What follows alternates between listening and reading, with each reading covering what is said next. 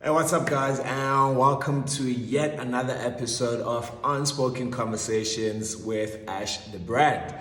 And today's conversation, what I just want to be able to share with you guys this morning or even today, wherever you may be watching it, is, social anxiety. Or rather, let me extend it, social media anxiety. So, those of you living around South Africa or just keeping in touch with what's actually going on the news in South Africa probably have been seeing quite, unrest, violence, people being beaten up, shows being looted, shops being looted. And, I'm someone that likes to distance myself away from such scenes because I watch what I feed my mind every single day, every single moment that I can be able to actually control what comes into my mind, right? So, just yesterday, I was on social media for quite some time, and the scenes were not pretty ones, and with a lot of negativity that's actually going on currently within that space of social media, just what I've just been sharing with you guys, So fast forward, this morning, I have a bit of anxiety towards, what I had seen, because I'm understanding that the mind is a recorder. It records all of the activities that we see on a day-to-day basis, right? So this morning, I get up and, the scenes are still in my mind with everything that's going on. And, anxiety creates a lot of uncertainty. Anxiety creates a lot of, you just feeling some type of way. Feeling could be sadness, it could be, anger, it could be depression. It might lead up to those things, right? But, when we look at social media and the effects that it actually has on, on ourselves, and there's a lot of things going on within, social media. And don't get me wrong, social media has its advantages, its pros, and also its cons. And just yesterday I just saw the cons that it may have, and there might be even a lot of messages fueling this whole violence in that specific space, of which I did actually come across that. But when you actually look at it, there's also its part where it's actually playing for the good, for the betterment of society and so forth. But when it comes to everything that is bad for it, I will not lie, it will affect you. It does affect you. It does affect you because you're feeding your mind that. You're feeding your mind those scenes. You're feeding your mind the content that you are currently seeing. Whether it's someone saying, something that is not very nice towards you or towards another person. Remember, your mind is a recorder. Your mind sees that and it records that and it takes that. And you'll notice that maybe 2 hours down the line, maybe 3 hours down the line, that you're not necessarily feeling as good as you'd like to feel, as you had actually intended to feel the whole entire day. And, looking at it, it's just like a crazy part. So I decided to remove myself from social media. Today, no social media. I don't want to go into such scenes of seeing what is actually currently going on in South Africa right now. And the scenes are quite terrible. Sins are quite terrible, and they will affect you. They will affect you only if you let it.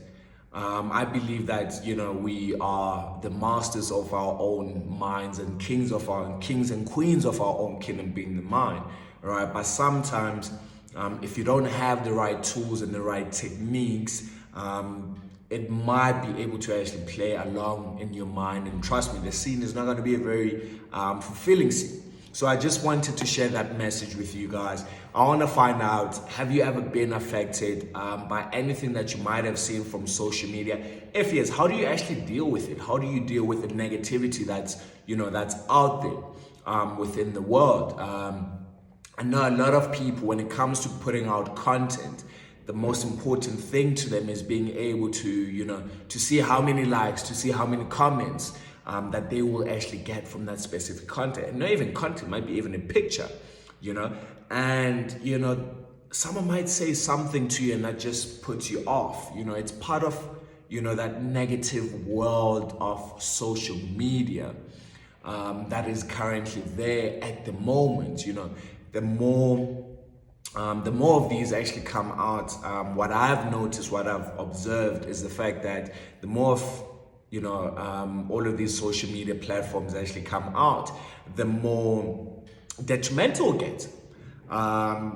Just the other day with England and Italy, just straight after the match, a couple of the black English players, the British players, were actually abused.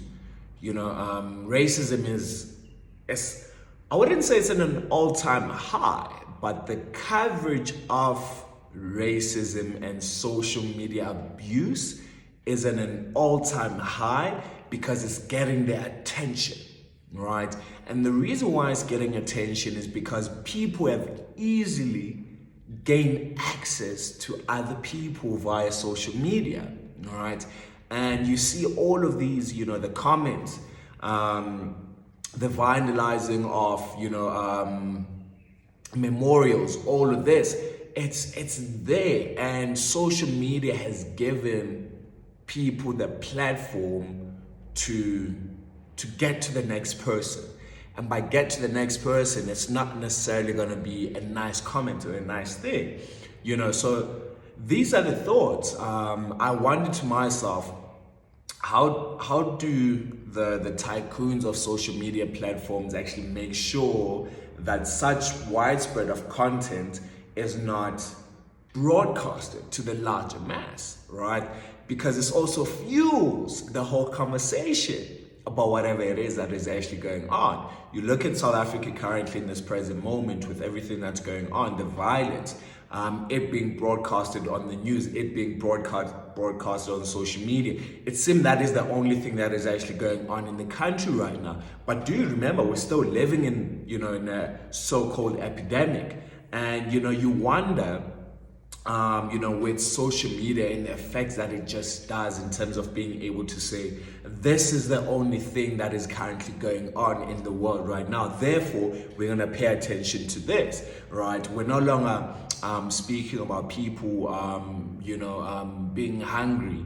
We're not speaking about, the great things that people are still doing, the social entrepreneurship, all those type of things.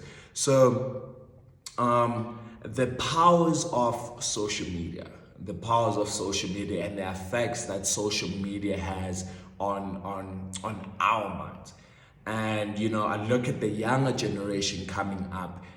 Should they have, or rather when they have access to these social media platforms and they see that and they don't have the tools and the techniques to be able to handle all of that, it leads to a generation of anxiety that is driven by anxiety. It leads to a generation that is driven by depression. It leads to a generation driven by uncertainty, doubts in your mind. Am I good enough? Am I the perfect? Do I have the perfect body? All of these things, right? And you just wonder what kind of, world we're going into with the power of social media. And, and the numbers keep on growing each year, and the number of platforms keep coming out each year. And it's just an interesting time that we're currently living in right now.